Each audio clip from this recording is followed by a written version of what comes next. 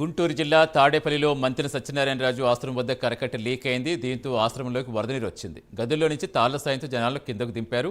వరద పోటు ఎక్కువ కావడంతో పనులకు ఆటంకం కలుగుతోంది.